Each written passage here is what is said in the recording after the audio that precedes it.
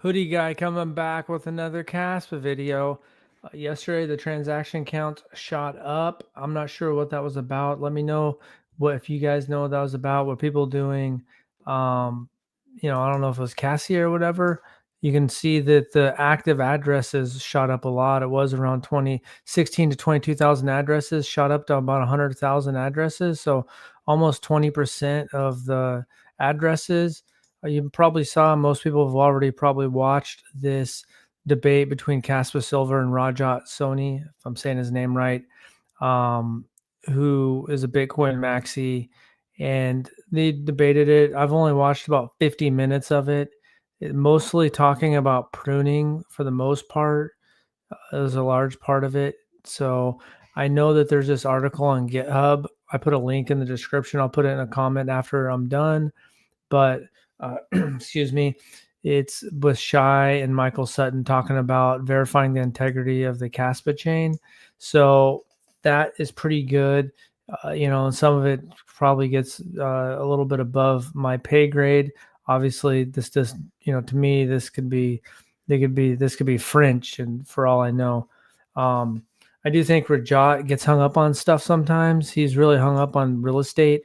And yeah, there's lots of investments that it could be better than real estate, but he's arrogant in the way that he acts like you're an idiot if you think any kind of real estate investment's good. At the end of the day, we're trying to grow our purchasing power, but you're also trying to get peace of mind. And if for someone that means they got gold or they got some silver or they got an Airbnb or rental or something, then that's what they got. You don't have to make them feel like an idiot. Personally, I don't think that's bad, even though I think, Bitcoin and Caspa will outperform real estate. But he, and so sometimes I don't know if he's just doing that on X just to try to get more clicks and stuff like that. But, a lot of people don't think he really even understands Bitcoin. I don't know. You could draw your own conclusions there. Doesn't seem like he is, um, research Caspa enough. I don't know if he's read through this GitHub or any of the other stuff about verifying the integrity of the Caspa chain. Also, I know that people think that all the money converges to one, but does it really? When you look at the reserve currencies of the world, it's yes, the dollar is the most commonly used for international trade. Obviously, since Biden weaponized that, that will be changing and has started to change. But you can see that all the reserves of the banks aren't just holding only dollars. So, really with US dollar, yen, the sterling, Canadian dollar, Chinese RMB, Australian dollar, franc, that's pretty much most of it, and then there's about 4.6% of others. So really right now when you look at it, the world hasn't really converged on one money. Yes, the dollar is the dominant one.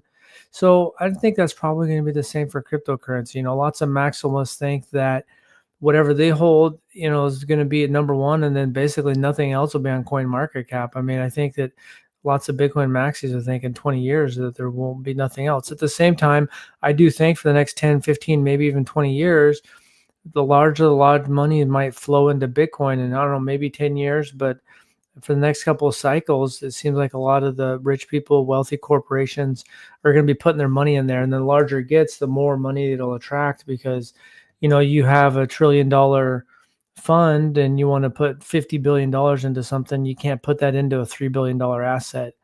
Same time, Caspa is only what, 3 billion. It's got a lot of room to grow. And, it just gets there's the technical aspect of the Bitcoin versus Caspa. Then there's what's going to really happen in the real world, and we don't know exactly. That's why I think it's good to hold both. And I think that people that hold both will come out well. That's just my personal opinion. We can all, have to do what we're going to do. You got the dollar who's dipping down a little bit overall. Kind of, it'll go down, dip down, went down to 90, back up. Now it's dipped down to 96, under 97, re-strengthened. Now it's kind of dipping back down. Whether pressuring Fed Chair, Powell is going to lead to lower interest rates next week, I don't know. Right now there's a CIO for BlackRock's calling for lower rates. And then, obviously Trump visited the Federal Reserve. right now the Fed watch tool is basically given like a 95% chance or something that there's going to be no rate cut. So if there was a rate cut, the market would be surprised and we could see a big shot to the upside. Bitcoin dominance, we just got not sure if there's going to be a fake out here. It did go down to 60.5%, bounced back up to almost 62. Now it's downtrending again, but you can see that probably around 55 or 58%. If we can get the market dominance of Bitcoin down, it goes down to 55 to 58%. That might be like the signal that altcoin season's officially kicked off. I mean, we've started altcoin season, but that next leg up. And so, yeah, that's basically about it for today's video.